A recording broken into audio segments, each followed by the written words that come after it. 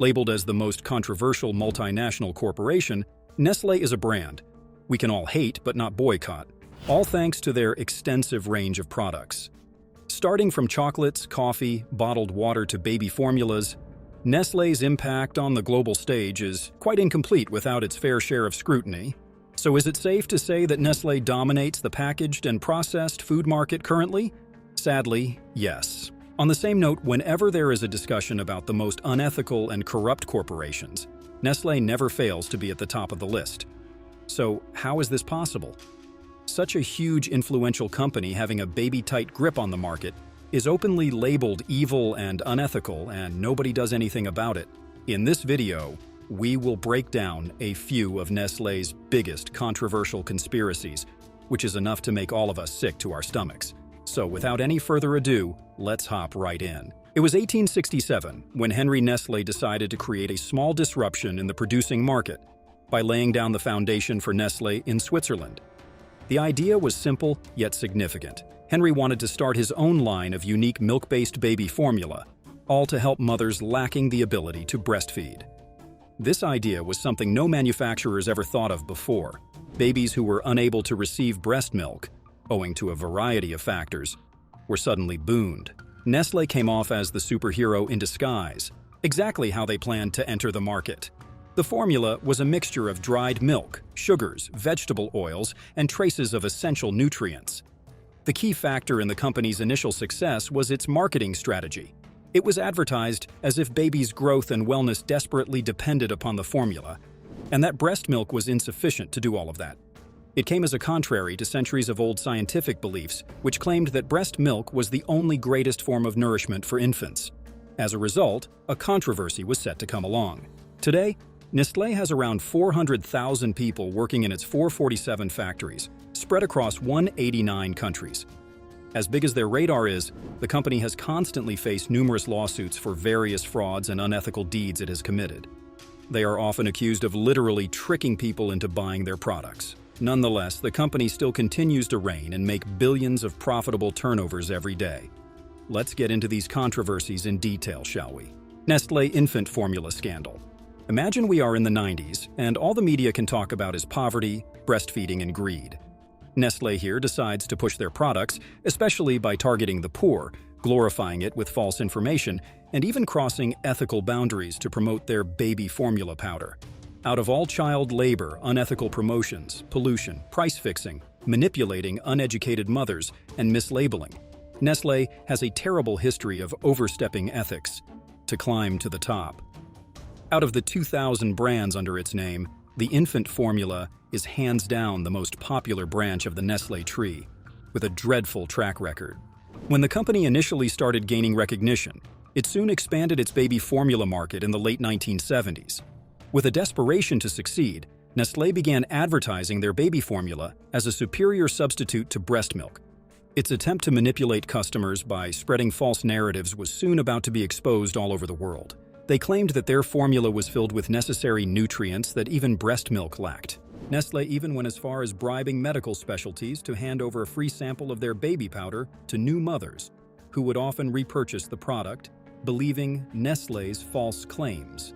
The baby formula's advertisement was telecasted in a wide range of countries, which encouraged new mothers to replace breast milk with their specially curated milk powder.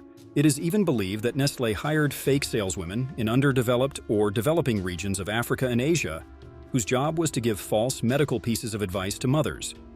You guessed it right, the Nestlé infant powder was suggested, and free samples were handed over. They strategically targeted the undereducated mothers to make the fake nurses seem legit. You would be surprised to know that the free samples were also strategically packed and weighed, considering human psychology. The packages were meant to last exactly until the day when mothers got fully dependent on the formula and chose it over self-lactating. They eventually repurchased the formula, which profited Nestlé dreadfully. This PR stunt was indeed horrible. Soon, a generation of infants were devoid of breast milk, the most nourishing thing an infant could get for healthy growth. These children were eventually deficient in the mandatory nutrition breast milk provided, which the Nestlé infant powder obviously lacked. Things got even worse when uneducated mothers started diluting the formula with more water to save a few bucks.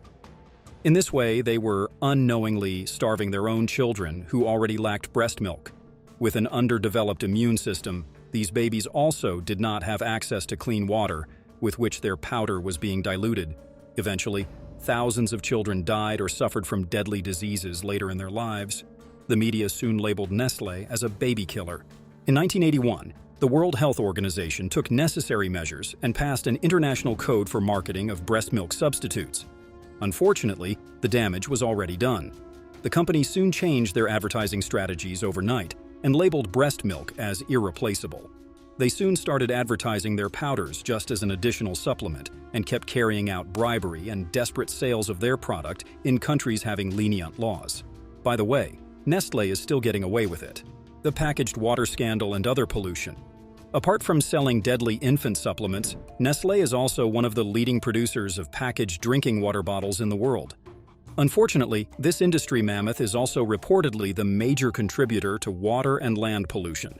As per reports, the Nestlé Pure Life packaged bottles are created using single-use plastic that eventually leads to pollution of the environment and kills millions of sea creatures every year. The next time you observe litter on the beaches, we bet most of it will belong to the Nestlé brand, which is living proof that it is indeed one of the major pollutants. Let's burst another bubble.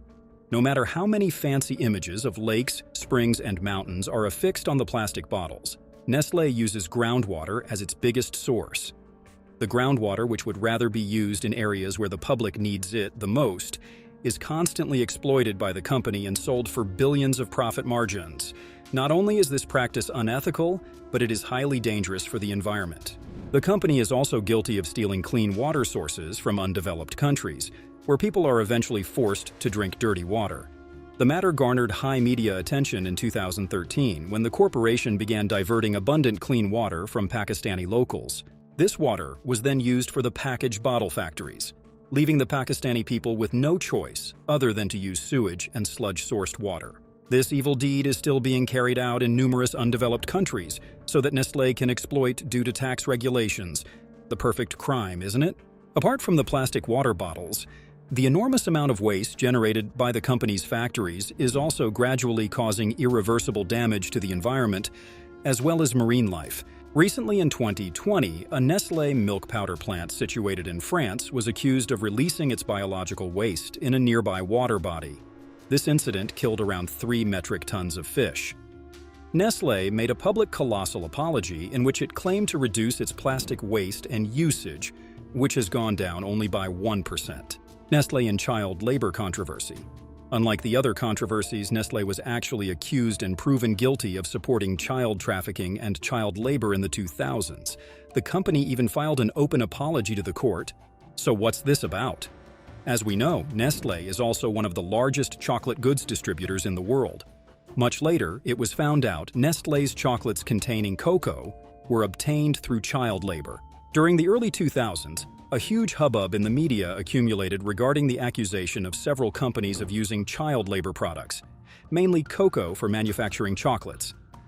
Nestlé did promise to create ethically correct products by 2005, but it seems it hasn't done anything much regarding the issue. Nestlé even justified their accusations by stating that most of the child labor issues originated because of the children who worked on their parents' farms. As the farmers couldn't afford school and needed as many working hands as possible, they often took their little children. However, these reasons were claimed as absurd, as Nestlé is the one who pays these farmers.